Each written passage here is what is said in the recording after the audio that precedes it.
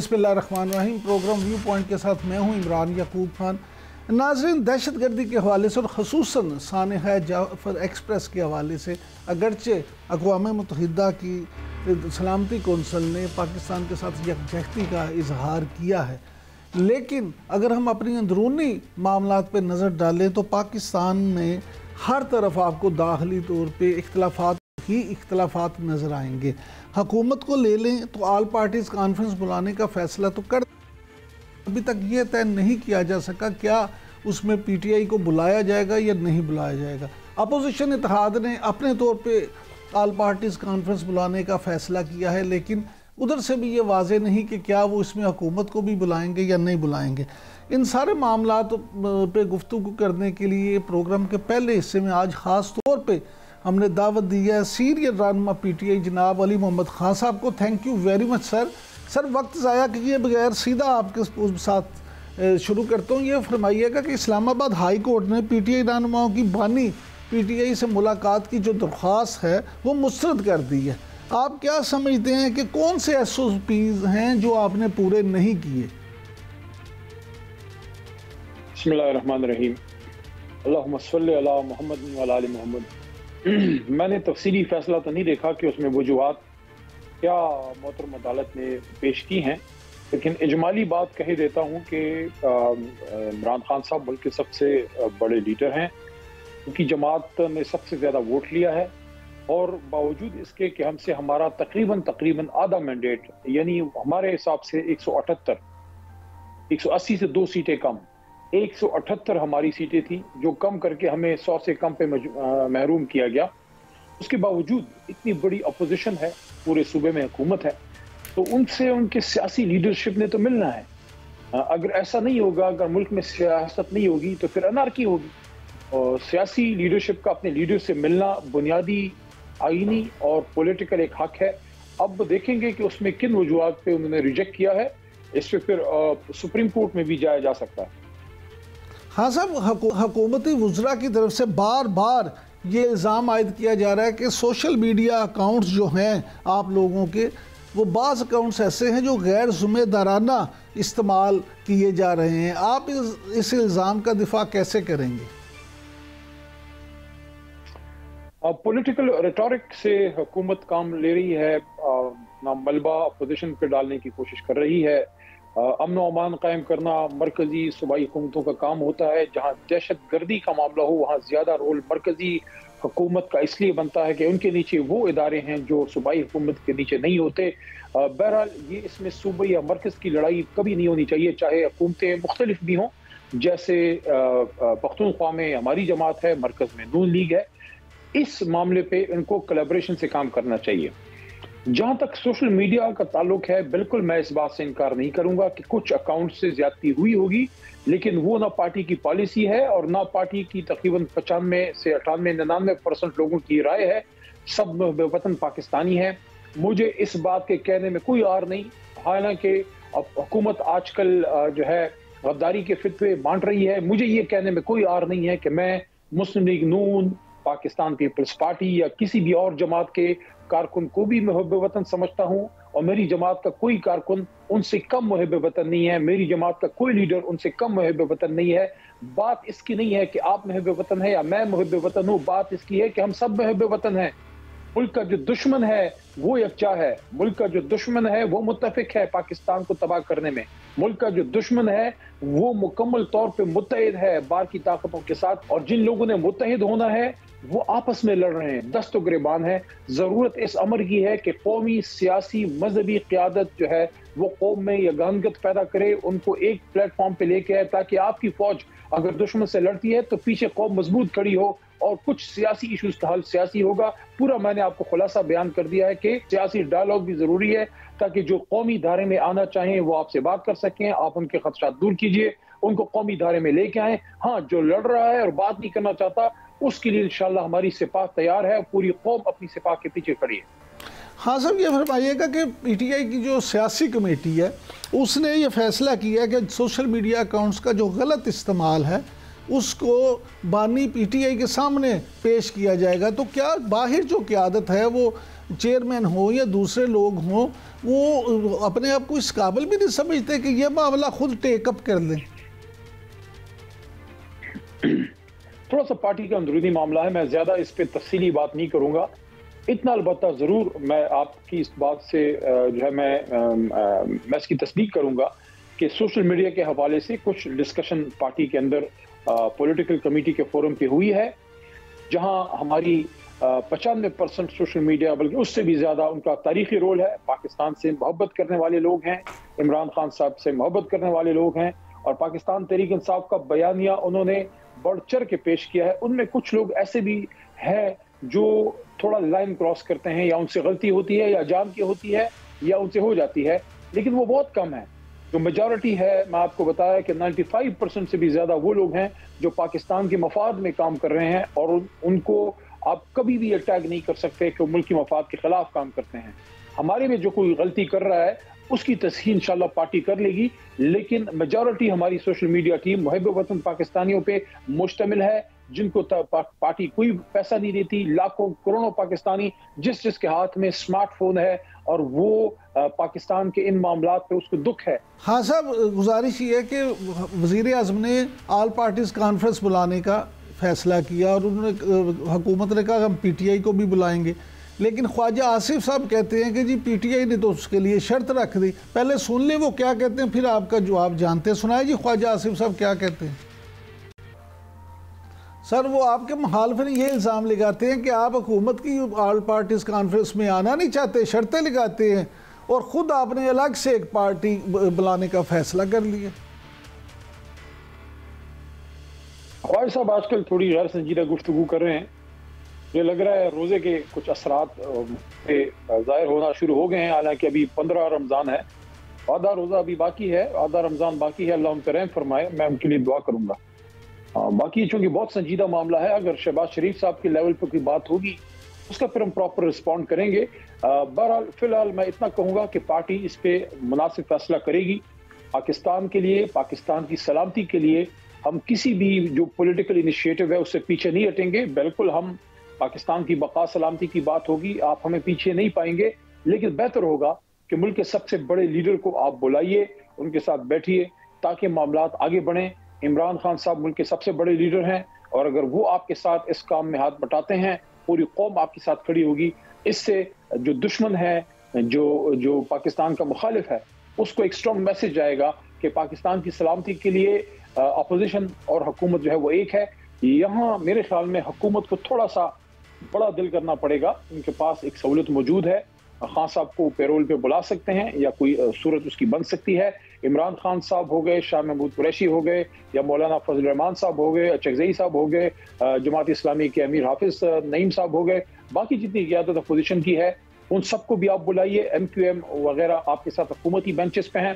میں سمجھتا ہوں اس ایک نقطے پہ ایک بن کے ہمیں جواب دینا چاہیے، پاکستانی بن کے اس پہ ہمیں جواب دینا چاہیے تاکہ دشمن کے داند کھٹے ہوں. سر آپ کی تجویز جو ہے بڑی اچھی ہے، لیکن آپ نہیں سمجھتے کہ حکومت کی طرح اپوزیشن کو بھی تھوڑا سا دل بڑا کرنا چاہیے، خاص طور پہ دہشت گردی کے معاملات کو لے کے؟ اور اگر حکومت اے پی سی بلا رہی ہے تو اپوزیشن اتحاد بھی بلا رہا ہے، تو آپ حکومت سے کہیں کہ آ جائیں جی مل کے اکٹھی بلا لیتے ہیں، ہم سب مل کے یہ کرتے ہیں.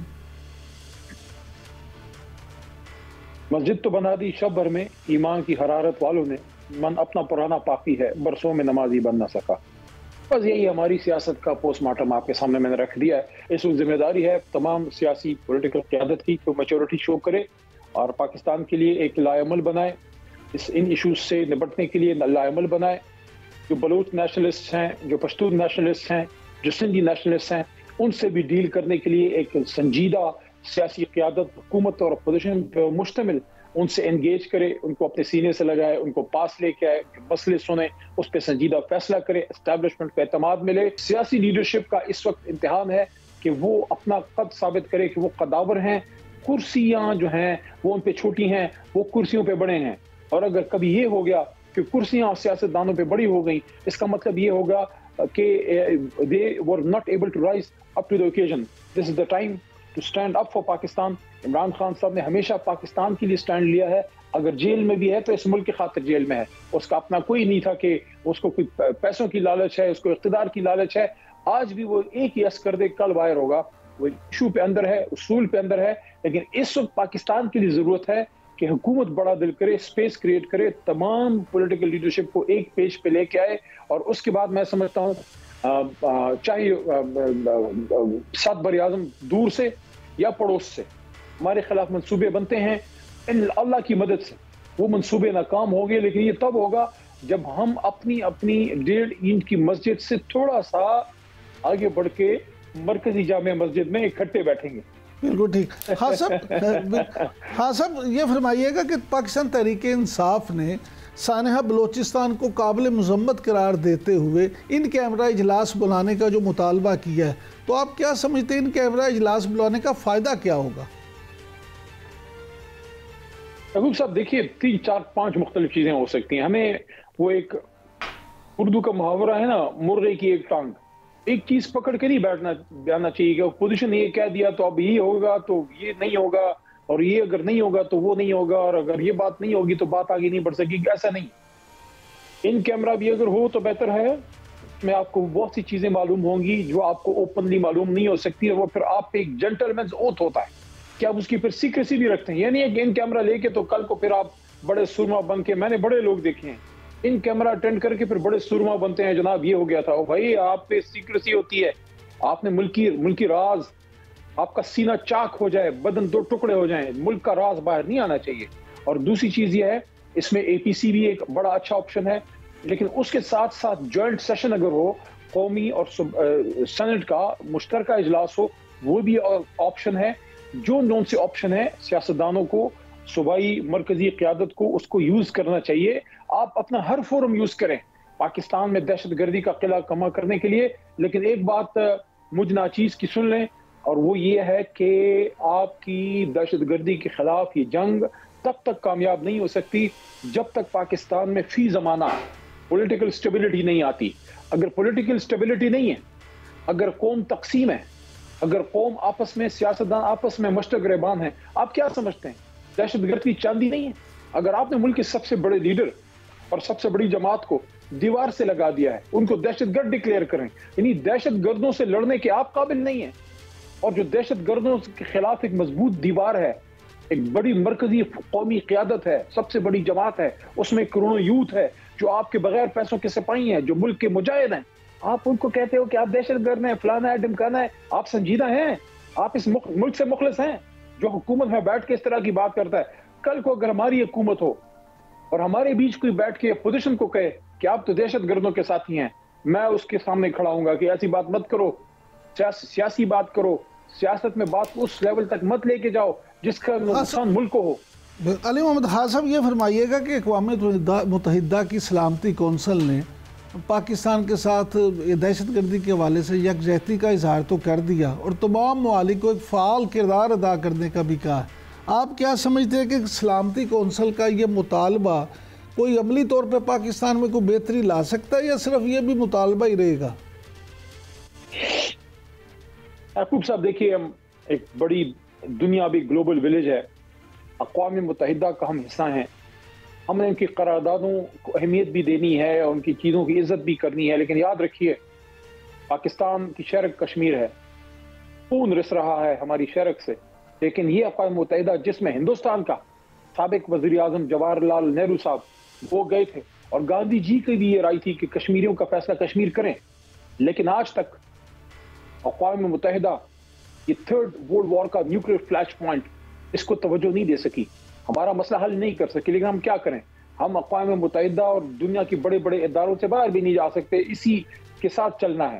تو بالکل اس کا ایک اہمیت ہے, لیکن اگر ہم نے اپنے ملک کو محفوظ کرنا ہے تو 71 کی جنگ آپ کو یاد ہوگا نہیں پہنچا وہ بحری بیڑا امریکہ کا جس نے پہنچنا تھا, کوئی ہماری کمک کو نہ آ سکا, نہ اسلامی دنیا سے نہ مغربی دنیا سے. ہم نے اپنے دم پہ اپنی جنگ لڑنی ہے, اپنے ملک کو ہم نے خود محفوظ کرنا ہے, آپس کے نفاق کو ختم کرنا ہے.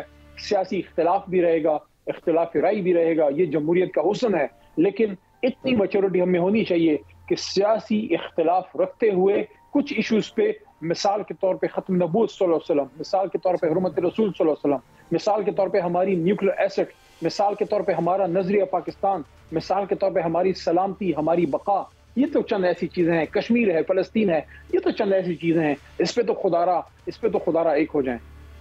خان صاحب آخر میں صرف یہ فرما دیجئے کہ مولانا فضل الرحمان نے یہ کہا ہے کہ جی خیبر پختونخوا اور بلوچستان کی صورتحال پہ قوم کو اعتماد میں لیا جانا چاہیے، آپ کے خیال میں حکومت کو اس سلسلے میں کیا کرنا چاہیے؟ اچھی تجویز ہے، اچھی بات ہے۔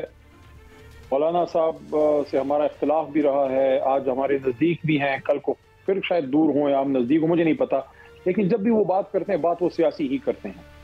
تو انہوں نے مناسب بات کی ہے۔ تجویز یا طریقہ کار کیا ہو؟ میرے خیال میں طریقہ کار یہ ہو کہ حکومت اور اپوزیشن میں سے سینئر سنجیدہ سیاسی لیڈرشپ جو درد دل رکھتے ہیں اور جو منہ پھٹ نہیں ہیں، جن کے منہ میں منہ کو خون نہیں لگا، جن کے منہ سے آگ کے شعلے نہیں نکلتے، جو معاملات کو سمجھتے ہیں، ایک سنجیدہ پینل بنائیے جو 10 سے 15 کی لیڈرشپ ہو سکتی ہے، 20 سے زیادہ نہ ہو، اور اس کو ٹاسک دیجئے کہ وہ بلوچستان کی لیڈرشپ، پشتونخوا کی نیشنلسٹ لیڈرشپ، سندھ کی جو نیشنل لیڈرشپ ہے ان سے آپ رابطہ کیجئے، ان کو آپ بٹھائیے، ان کو آپ پیار دیجئے، ان کو آپ اسلام آباد بلائیے، یا آپ خود جائیے، ان سے آپ ملیے، وہ چیزیں پھر آپ اسٹیبلشمنٹ سے ڈسکس کیجئے، اور اس پہ اللہ آپ کو آگے کا راستہ دے گا۔ تو اگر ایسی کوئی تجویز ہوتی ہے، میں نے تھوڑا سا آپ کو اس کا پریکٹیکل فریم ورک بھی دے دیا کہ اس پہ ہم جا سکتے ہیں، یہ ہمارا ملک ہے، اس کو ہم نے سیف کرنا ہے، اس کو ہم نے بچانا ہے۔ جتنا اسلام آباد اہم ہے اتنا ہی کوئٹہ اور لسبیلا بھی اہم ہے، جتنا لاہور اہم ہے اتنا ہی تربت اور گوادر بھی اہم ہے۔ A man standing in Islamabad and Lahore is as important as a Pakistani standing in Quetta and Lasbela۔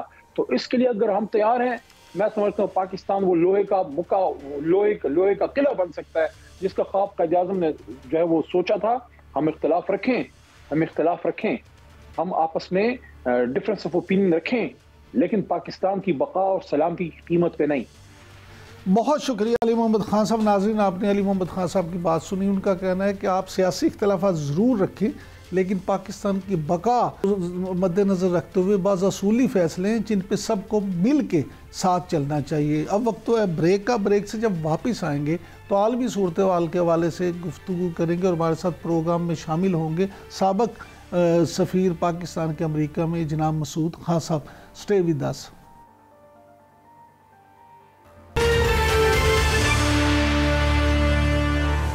Welcome back ناظرین، آج ہمارے پروگرام کے اس سیگمنٹ میں خاص طور پہ ہم بات کریں گے کہ امریکہ کی طرف سے جو مختلف ممالک پہ مختلف طرح کی پابندیاں لگائی جا رہی ہیں، اور پاکستان کا نام بھی ایسے ممالک میں آ رہا ہے، اس کا پوری دنیا پہ اور خاص طور پہ پاکستان پہ کیا اثر پڑے گا، اور اس پہ گفتگو کرنے کے لیے آج ہمارے ساتھ موجود ہیں امریکہ میں پاکستان کے سابق سفیر جناب مسعود خان صاحب۔ Thank you very much Khan صاحب، آپ نے وقت دیا۔ سر، یہیں سے شروع کر لیتے ہیں کہ ٹرمپ انتظامیہ متعدد ممالک پر یہ جو سفری پابندیاں لگانے کا ارادہ رکھتی ہے، اس میں دوسری کیٹیگری میں ذرائع کے مطابق پاکستان کا بھی نام آ رہا ہے، تو آپ کیا سمجھتے ہیں کہ یہ مجوزہ پابندیوں کا جو شکار ہوں گے ممالک، ان پہ کیا اثرات ہوں گے اس کے؟ ابھی تک جو میں نے رپورٹیں پڑھی ہیں اس کے مطابق پاکستان 4تھویں کیٹیگری میں آئے گا، دوسری میں نہیں آئے گا، دوسری تیسری میں کچھ اور ممالک موجود ہیں، لیکن میں یہ سمجھتا ہوں کہ مجھے یہ پوری پالیسی کبھی سمجھ میں نہیں آتے پورے طریقے سے، کیونکہ امریکہ کے سفارت خانے ہر جگہ پہ موجود ہیں، اور وہ بہت ہی تحقیق کرنے کے بعد، اسکروٹنی کرنے کے بعد جو ویزا ایشو کرتے ہیں، تو پھر یہ ہے کہ پوری کی پوری پابندی لگانے کا کیا مقصد ہے، کچھ سمجھ میں نہیں آ رہا۔ اور یعنی جو دنیا بھر میں، یعنی جو پہلی کیٹیگری میں بھی شامل ہوں گے، ان کے اوپر کیوں پابندی عائد کی جاتی ہے؟ کیونکہ اگر ان کو روکنا چاہیں امریکی سفارت خانے، تو اپنے جن ممالک میں وہ ویزا اپلائی کرتے ہیں اپنے ممالک میں، وہیں ان کو روک سکتے ہیں۔ آپ نے یہ بھی دیکھا ہوگا کہ کووڈ-19 کے بعد امریکی ویزوں کے اوپر بہت پابندی ہے، اور ان میں بہت دیر اور تاخیر ہو رہی ہے، تعطل ہوتا ہے۔ اس کی وجہ یہ ہے کہ شاید بیک لاگ بڑھ گیا تھا، تو ویسے بھی لوگوں کو آسانی سے ویزے نہیں مل رہے ہیں۔ پتہ نہیں اس کو کیا، ان کو جو خدشہ امریکہ میں بڑھا ہے، یا کس قسم کی انٹیلیجنس ہے، اس قسم کی جو اقدامات ہیں ان کو زینوفوبیا کہتے ہیں، یعنی مطلب یہ کہ باہر سے آنے والے لوگوں کے ساتھ کے سلسلے میں ایک خاص خوف و ہراس یا اس قسم کی بات، اور ان کی اپنی مجبوریاں کیا ہیں، ان کے اپنے تقاضے کیا ہیں، یہ بات کھل کر سامنے نہیں آئی۔ جہاں تک پاکستان کا تعلق ہے تو پاکستان امریکہ کا بہت قریبی حلیف ہے اور رہا ہے، اور ابھی جو ہے ہزاروں کی تعداد میں یہاں امریکی موجود ہوتے ہیں، اور تقریباً 10 لاکھ کے قریب پاکستانی یا پاکستانی امریکن امریکہ میں موجود ہیں، ان کا آنا جانا رہتا ہے۔ اس کے علاوہ یہاں امریکہ کے 80 انٹرپرائزز کام کر رہے ہیں، اور وہ ہر جو شعبہ ہے بزنس کا اس میں متحرک ہے۔ مثال کے طور پر اس میں فارماسیوٹیکلز ہے، فوڈ چینز ہیں، اس میں جو پاکستانی ان کے ملازمین ہیں یا جو ان کے مینجمنٹ میں ہیں، یعنی میں نے یہ بتایا، اس کے علاوہ ٹیک جائنٹس ہیں، گوگل ہے، اس کے بعد بیسیوں اس قسم کی چیزیں ہیں جن کو آپ گنوا سکتے ہیں، آئی بی ایم یہاں موجود ہے، تو ان کا امریکہ آنا جانا رہتا ہے۔ تو اس طریقے سے یکلخت امریکہ اور پاکستان کے اس شعبے میں تعلقات منقطع نہیں کیے جا سکتے، سفری پابندیاں نہیں لگائی جا سکتی، اور اگر لگائی گئیں تو ان کے بڑے مضر اثرات ہوں گے۔ اچھا سر، میں آپ سے ابھی تک جو ہے، جو تھوڑا سا میں مکمل کر لوں کہ ابھی تک جو میں نے دیکھا ہے کہ انہوں نے یہ کہا، جو بھی خبریں لیک کی گئی ہیں اس میں یہ کہا گیا ہے کہ پاکستان کے اوپر ایک دم پابندی نہیں لگائی جائے گی، شاید پاکستان کی حکومت سے ان کے مذاکرات ہوں گے، 60 دن کی مہلت ہوگی جس میں جو ہے کچھ اقدامات کی طرف وہ اشارہ کریں گے کہ یہ اقدامات کیے جائیں تو شاید یہ سفری پابندیاں نہ لگائی جائیں۔ خان صاحب، میں یہی آپ سے پوچھنا چاہ رہا تھا کہ سفری پابندی اگر خدا نہ خواستہ لگتی ہے تو اس کا نقصان پاکستان کو تو ہوگا، لیکن صرف پاکستان کو تو نہیں ہوگا، اس سے امریکہ کو بھی تو نقصان ہوگا نا، کیونکہ بہت سارے پاکستانی ایسے بھی جاتے ہیں جو وہاں جن کے کاروبار ہیں اور پھر جو جا کے وہاں انویسٹمنٹ بھی کرتے ہیں۔ جی، پچھلے کئی سالوں میں یہ رجحان بہت بڑا ہے، پاکستانی جا کے امریکہ میں بڑے پیمانے پہ سرمایہ کاری کر رہے ہیں، پاکستانی امریکی یہاں آ کے سرمایہ کاری کر رہے ہیں، اور امریکی جو ہیں وہ بھی پاکستان کی مارکیٹ میں بہت دلچسپی رکھ رہے ہیں۔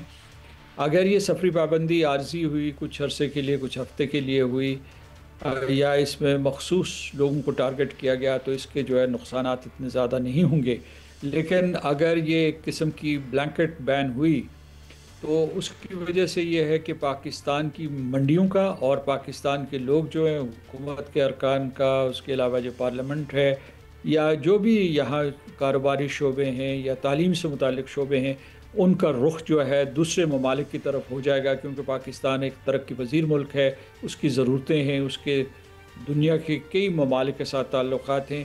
ایک چیز جو ہے اس میں یہ بھی دیکھنا ہوگا کہ یہاں سے امریکہ ہر سال بہت سے پاکستانی انڈر گریڈ اور گریجویشن کورسز کے لیے وہاں اسٹوڈنٹس کو ویزا ایشو کرتا ہے، F1 ویزے پہ لوگ بہت سے جاتے ہیں، تو دیکھنا یہ پڑے گا کہ ان کا کیا مستقبل ہوگا۔ ابھی جو ہے ہم جو کچھ بھی کہہ رہے ہیں وہ کیا سارائی کی ذیل میں ہے، اور دیکھیے کہ اصل جو ہے اقدامات امریکی حکومت کیا کرتی ہے۔ ہمارا ان کو یہ مشورہ یہ ہے کہ اس قسم کے انتہائی اقدامات نہ کیے جائیں۔ سر، یہ تو ہم تو کیا سرائی کر رہے ہیں، لیکن خود امریکی نائب صدر تو یہاں تک کہہ رہے ہیں کہ جو امریکی گرین کارڈ ہولڈر ہیں ان کو بھی ملک بدر کیا جا سکتا ہے۔ جی، میں نے اسی لیے یہ اصطلاح استعمال کی کہ اس کو کہتے ہیں زینوفوبیا، کہ جو باہر سے لوگ ہوں ان کو ملک میں نہ آنے دیا جائے، اور شاید امریکہ کو یہ خطرہ ہو، یہ خدشہ ہو کہ آبادی کا تناسب بہت تیزی سے بڑھ رہا ہے، لیکن اصل میں جن ملکوں کو اس فہرست میں وہ شامل نہیں کر رہے ان کی تعداد بہت تیزی سے بڑھ رہی ہے۔ مثلا جو ہے ہندوستان کے لوگوں کی تعداد بہت بڑھ رہی ہے، اور مجھے نہیں پتہ کہ اس میں چین کو شامل کریں گے یا نہیں، اور چین کے لوگوں کی بہت وہاں تعداد پہلے سے ہے اور بڑھ رہی ہے، اور ان کی آبادیاں بھی جو ہے دونوں ممالک کی 1.4 بلین ہیں، تو ان کی وجہ سے وہاں نقل مکانی بہت زیادہ ہو رہی ہے، کیونکہ آبادی کے تناسب کے اعتبار سے نقل مکانی ہوتی ہے۔ تو میں سمجھتا ہوں کہ یہ قسم کی کوتاہ اندیشی ہوگی، اور یہ جب 2017 میں صدر ٹرمپ نے ایسی پابندیاں لگائی تھیں تو ان کو بھی ایفیکٹو ہونے میں خاصا وقت لگا تھا، کیونکہ ان کی عدالتی کارروائی تھی۔ ہاں صاحب، آپ کیونکہ خارجہ امور کے ماہر ہیں، اگر پاکستان اور افغانستان کی بات کریں تو تو افغانستان سے جس طرح سے پاکستان میں مسلسل دہشت گردی کی جا رہی ہے، تو آپ کیا سمجھتے ہیں اس مسئلے کا حل کیا ہے؟ آپ نے افغانستان کا ذکر کیا تو اسے میں جو پچھلے موضوع کے ساتھ اس طریقے سے جوڑتا ہوں کہ جب ہم نے 2023 میں اس پالیسی کا اعلان کیا تھا کہ جو افغانی یہاں غیر قانونی طور پر رہ رہے ہیں ان کو واپس افغانستان بھیجا جائے گا، جن کی تعداد لاکھوں میں تھی، تو اس وقت مغربی دنیا میں بالخصوص جو ہے امریکہ میں بڑا شور اور واویلا ہوا تھا کہ یہ بہت ہی نان ہیومینیٹیرین پالیسی ہے اور اس کو روکنا چاہیے۔ تو اب یہ جو ہے اس سے حالانکہ یہ ہمارا وہ حق بھی بنتا، تو پاکستان جو ہے وہ صرف غیر قانون طور پر جو یہاں آباد تھے افغانیوں کو بھیج رہا تھا۔ افغانستان کے لوگوں کی پاکستان نے بہت لمبے عرصے تک میزبانی کی ہے، اور اس کے بعد ہر مشکل وقت میں افغانستان کا بشمول جو آج کل افغان حکمران نے ان کا ہاتھ بٹایا ہے، تو یہ انتہائی حیرت اور صدمے کی بات ہے اور قابل مذمت ہے کہ افغانستان کی سرزمین دوست ملک پاکستان اور دوست عوام پاکستان کے خلاف استعمال کی جا رہی ہے۔ ہمارے پاس دو ہی راستے ہیں، ایک سفارتکاری کا کہ ہم ان کی حکومت سے بات کرتے رہیں، اور ہم ان کی حکومت سے بات کر رہے ہیں، ان کے حکمرانوں سے بات کر رہے ہیں، ان کی کابینہ سے بات کر رہے ہیں، ان کے سپریم لیڈر سے بات کر رہے ہیں، پیغامات دے رہے ہیں۔ دوسرا یہ ہے کہ جو دہشت گردی کے حملے ہوتے ہیں ان کا منہ توڑ جواب دیا جائے، کیونکہ یہاں ہمارے سویلینز مارے جا رہے ہیں، اور اس کے بعد سیکیورٹی پرسنل جو ہے انہوں نے شہادتیں دی ہیں ملک کے دفاع کی خاطر۔ تو دہشت گردی کے لیے ایک اور چیز جو میں اس کا اضافہ کرنا چاہتا ہوں کہ امریکہ 2021 میں لاک سٹاک اینڈ بیرل یہاں سے نکل گیا، لیکن ہمارے لیے دہشت گردی کی جنگ جاری ہے، بہت ہی خوفناک ہے، اور اس سے ہزاروں کی ہلاکتیں ہوئی ہیں۔ 2024 بہت گزرا ہے، 2024 بہت شکریہ مسعود خان صاحب، بہت شکریہ۔ ناظرین، آپ نے خان صاحب کی گفتگو سنی۔ ان کا کہنا ہے کہ امریکہ خود تو افغانستان سے چلا گیا، لیکن پاکستان کو اس جنگ میں جون کے چھوڑ گیا۔ اب وقت ایک بریک کا، بریک سے اب واپس آئیں گے تو معاشی صورتحال پہ بات کریں گے، اور اس پہ بات کرنے کے لیے ہمارے ساتھ موجود ہوں گے ڈاکٹر شاہد حسن صدیقی صاحب۔ اسٹے ود اس۔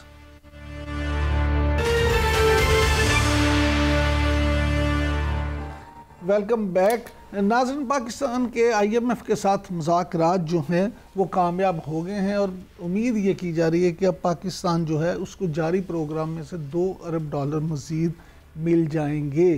اس کے ملکی معیشت پہ کیا اثرات ہوں گے، اس پہ بات کرنے کے لیے آج ہمارے ساتھ موجود ہیں ماہر معاشیات جناب ڈاکٹر شاہد حسن صدیقی صاحب۔ Thank you very much doctor صاحب، آپ نے ٹائم دیا۔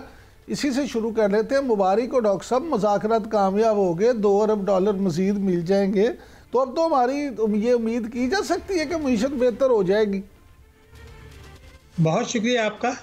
پہلے میں آپ سے یہ عرض کر دوں کہ ابھی یہ کہنا شاید قبل از وقت ہوگا، ابھی کچھ نہ کچھ انہوں نے ہمارے اوپر مزید دباؤ ڈالنا ہے امریکی حکمت عملی کے تحت۔ اگر کامیاب ہوتے تو یہاں اعلان کر کے چلے جاتے کہ جی ہمارے معاملات طے ہو گئے ہیں۔ انہوں نے کہا ہم وہاں جا کر بات کریں گے حکومت پاکستان سے آن لائن، پھر ہم فیصلہ کریں گے۔ اس کا مطلب یہ کہ چھوٹے موٹے مطالبات رہ گئے ہیں، مگر آپ کا یہ اندازہ بالکل صحیح ہے کہ الٹیمیٹلی ہمیں قسط مل جائے گی۔ اس کی وجہ کیا ہے؟ اس کی وجہ یہ ہے کہ ہماری جو امریکہ ہے وہ اس وقت چاہتا ہے کہ پاکستان آئی ایم ایف کے پروگرام میں رہے، اس کو کوئی بڑا جھٹکا نہ لگے، کیونکہ اس وقت امریکہ کو پاکستان کی مدد کی ایک مرتبہ پھر زبردست ضرورت پڑ گئی ہے۔ لیکن چونکہ آپ کا سوال بہت ہی اہم ہے، ایک تو یہ ہے کہ اس کے عوام پر کیا اثرات ہوں گے، اور دوسرا اس سے بھی بڑا اہم سوال یہ ہے کہ یہ جو اس کے نتیجے میں امریکی کے جو شرائط ہیں، جو دہشت گردی کی وارداتیں بڑھ سکتی ہیں خدا نخواستہ ایک عالمی سازش کے تحت، اس کا کیا امپیکٹ ہوگا۔ یہ دو اہم چیزیں ہیں، سوال آپ کا بہت اہم ہے۔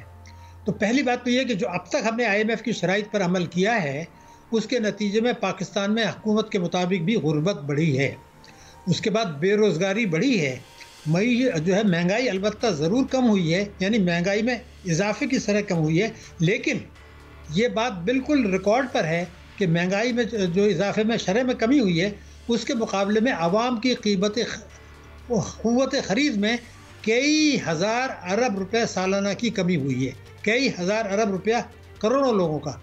उसकी वजह ये आप देखिए कोई 23,000 अरब रुपया लोगों का बैंकों में पड़ा हुआ है।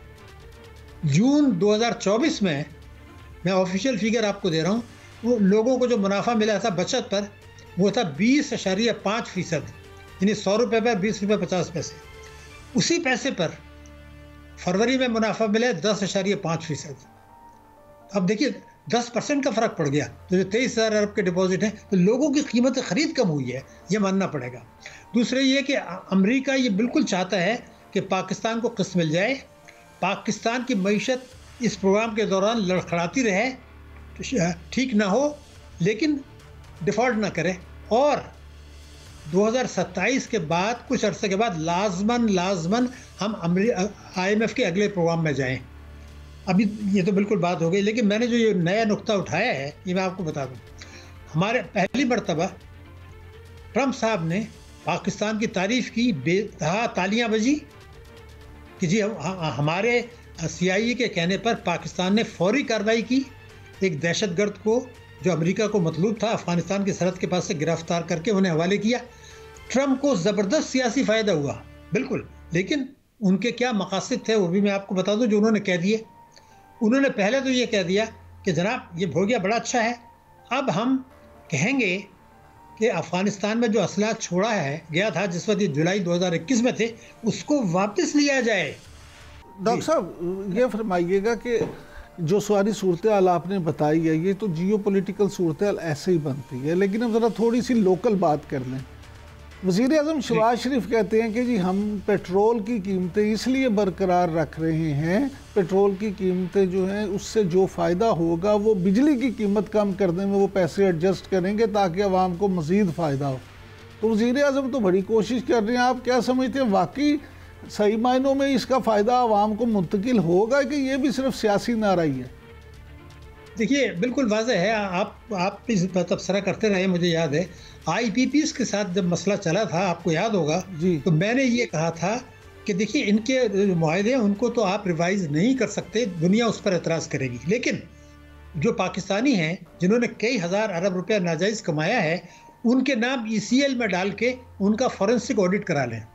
वो चूँकि उनको पता है कि उन्होंने जो है कोलूजन के साथ कई हज़ार अरब रुपया लूटा है, तो वो फिर आके कहेंगे जनाब बताइए कितना कम करना चाहते हैं। ये हुकूमत भी माजी की हुकूमतों की तरह उन्होंने ये करने के बजाय उनके साथ मिल मिला के थोड़ी बहुत कमी कर दी, मामूली।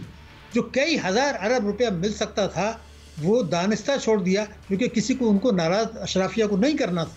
और हमारी मईशत जो है वो अशराफिया की मईशत पर चल रही है, ये जो टैक्सों में। तो अब इसका नतीजा ये होगा कि जो कमी हो सकती थी, ज़बरदस्त कमी हो सकती थी नरखों में, वो तो नहीं हुई। लेकिन अब जब आप पेट्रोल के जो नर्ख जो आलमी मंडी में कम हुए थे वो आपने आज कम नहीं किए, तो थोड़ी सी बचत यहाँ से होगी। लेकिन अगर ये बिजली के नरखों में कुछ कमी ज़रूर करेंगे, लेकिन मैं आपको यकीन दिला रहा हूँ कि आवाम की जेब से उससे ज़्यादा निकलेगा। इसलिए कि पहले भी मैंने आपसे कहा था कि पाकिस्तान में ये 1.5% महंगाई है, ये लोएस्ट है, अब बढ़ेगी। रमज़ान में तो बढ़ती है, मैं आपको यकीन दिला रहा हूँ मई में भी बढ़ेगी। रुपए की कदर मैंने कहा था कि गिरना शुरू होगी, वो दबाव बढ़ गया है, आपने देख लिया। ये दो चीज़ें तो आपके सामने है। फिर आपने 600 डॉक्टर साहब वज़ीर ख़जाना तो कहते हैं कि क्रिप्टो कौंसल बन गई है तो इससे हम डिजिटल करेंसी में बड़े नाम बनाएंगे। वो कहते हैं पापा कहते हैं बड़ा नाम करेगा और पाकिस्तान में बड़ा फ़ायदा होगा। ये तो हमें समझा गया क्रिप्टो कौंसल से पाकिस्तान को वाकई क्या कोई फ़ायदा होगा?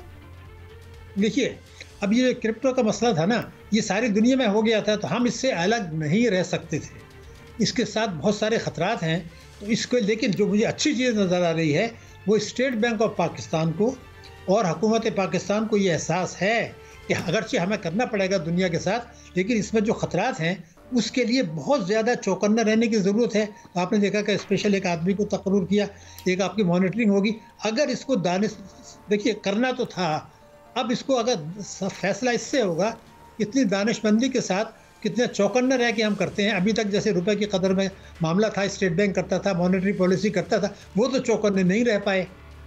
और आपने देखा कि मॉनेटरी पॉलिसी भी गलत हुई, हमारी टैक्सों की वसूली भी गलत हुई। लेकिन अभी हम उम्मीद यही करते हैं कि इसका चूँकि एहसास नज़र आया है तो ये तो हमें करना था, कर लिया। مگر جس خطرے کی طرف میں آپ کو اشارہ کر رہا ہوں وہ یہ ہے کہ ابھی ہمارے 600 ارب روپیہ کا حکومت نے تسلیم کیا ہے کہ ہمارا وصولی کم ہوئی ہے، لیکن جو پریشانی کی بات ہے، تشویش کی بات ہے، وہ یہ ہے کہ ہمارے ساتھ جو معاملات حکومت پاکستان نے آئی ایم ایف کے ساتھ طے کیے ہیں اس میں یہ کہا ہے کہ جون 2027 میں یعنی 3 سال کے بعد ہمارا ٹیکس جی ڈی پی کا تناسب 13.5% رہے گا۔ آپ کو میں بتاؤں پہلے یہ 14.4% بھی رہا کرتا تھا کسی زمانے میں، جبکہ ڈیٹ سروسنگ نہیں تھی۔ تو جب وزیر اعظم صاحب نے یہ کہہ دیا ریکارڈ پر کہ ہم ایف بی آر 15,000 ارب روپیہ ایک سال میں کم وصول کر رہا ہے، صرف ایف بی آر کا کہا، میں نے پورے پاکستان کا نکالا تو وہ بن جاتا ہے 23,000 ارب روپیہ سالانہ۔ اگر آپ اس کو وصول نہیں کرنا چاہتے اور 2027 میں بھی 13.5% رکھتے ہیں، اس کا مطلب یہ ہے کہ 23,000 ارب روپیہ آپ وصول نہیں کریں گے۔ تو آپ مجھے یہ بتا دیجیے خدا کے لیے کہ پھر آپ کس بنیاد پہ معیشت کی بہتری کی بات کر رہے ہیں۔ میں اس لیے کہہ رہا ہوں کہ اورنگزیب صاحب کو تو پتہ نہیں ہے، لیکن مسلم لیگ کے منشور کے الفاظ میں آپ کو بتا دوں، اگر وفاق اور صوبے ہر قسم کی آمدنی پر ٹیکس نہیں لگاتے، جو نہیں لگا رہے، معیشت کو دستاویزی نہیں بناتے، جو نہیں بنا رہے، اور ٹیکس جی ٹی پی کا تناسب نہیں بڑھاتے، تو پاکستان کی بیمار معیشت ٹھیک ہو ہی نہیں سکتی۔ یہ بالکل صحیح کہا تھا انہوں نے۔ اچھا ڈاکٹر صاحب کیونکہ ٹائم ختم ہو رہا ہے پروگرام کا، جلدی سے صرف یہ بتا دیں کہ آج عالمی سطح پہ صارفین کے حقوق کا دن منایا جا رہا ہے، تو آپ یہ بتائیے کہ پاکستان میں صارفین کے حقوق جو ہیں کیا آپ کو محفوظ نظر آتے ہیں؟ دیکھیں بات دراصل یہ تھی کہ جب آپ دہشت گردی کی جنگ لڑ رہے ہیں، عوام کو بنیادی حقوق میسر نہیں ہیں، عام آدمی کو حکومت تسلیم کرتی ہے کہ صاف پانی میسر نہیں ہے، حکومت یہ تسلیم کرتی ہے کہ 26 ملین بچے اسکول نہیں جا رہے، جو آئین کے شق 25A کی خلاف ورزی ہے۔ ہمارا جو جسٹس کا نظام ہے وہ آپ نے دیکھا کہ دنیا میں پاکستان کو نچلے درجے میں رکھا گیا ہے، ماحول میں ہماری پوزیشن بہت خراب ہے۔